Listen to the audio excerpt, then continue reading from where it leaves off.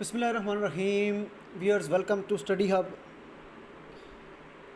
आज की इस वीडियो में हम डिस्कस करेंगे what is current account deficit, के करंट अकाउंट डेफिसिट क्या है और इकॉनमी में इसको एक्सप्लेन कैसे किया जाता है करंट अकाउंट डेफिसिट को, ये आज हम डिस्कस करेंगे।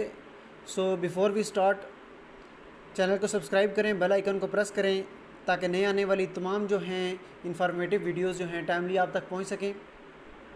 So without any delay start करते हैं आज का topic, which is current account deficit.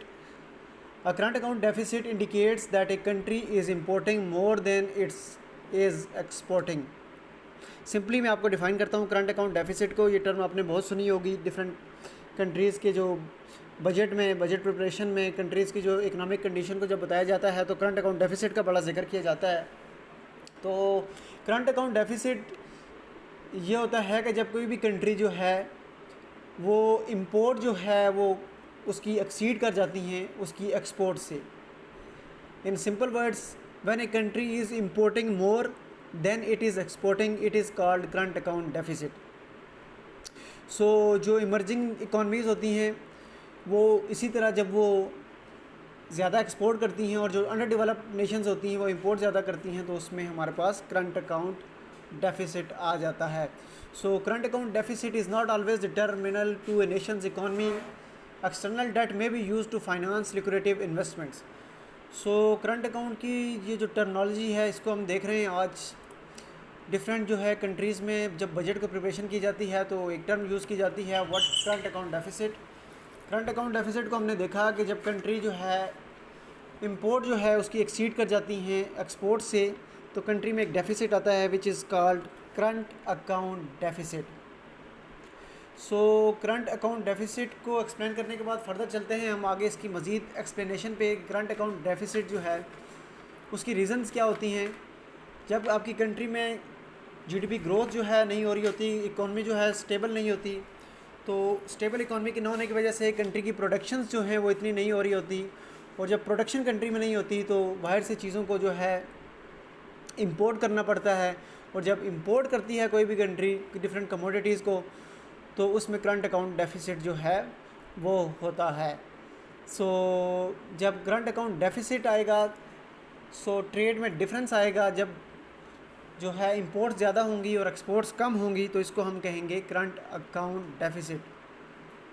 Current account deficit is a shortfall between the money received by selling products to other countries and the money spent to buy goods and services from other nations. Another जो एक important definition है, terminology है, इसको भी मैं discuss कर लेता हूँ कि करंट अकाउंट डेफिसिट ये है कि जब आप मनी को स्पेंड करते हैं, जब पैसे को स्पेंड किया जाता है जो है दूसरी कंट्रीज़ से जो है कमोडिटीज़ को मंगवाने में पैसा ज़्यादा खर्च किया जाता है, और अपनी जो कंट्री की कमोडिटीज़ होती हैं उनको जो है एक्सपोर्ट कम किया जाता है, तो करंट अकाउंट डेफिसिट होता है।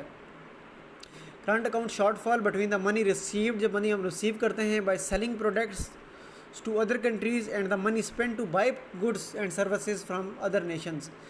जब हम अपनी प्रोडक्ट सेल करते हैं और उससे जो मनी रिसीव करते हैं वो कम होती है जो कि हम प्रोडक्ट्स जो हैं बाहर से लेते हैं और अपनी मनी उनके ऊपर स्पेंड करते हैं, तो हमारे पास आता है current account deficit. So viewers, ये आज की इंपॉर्टेंट टर्म थी करंट अकाउंट डेफिसिट पे।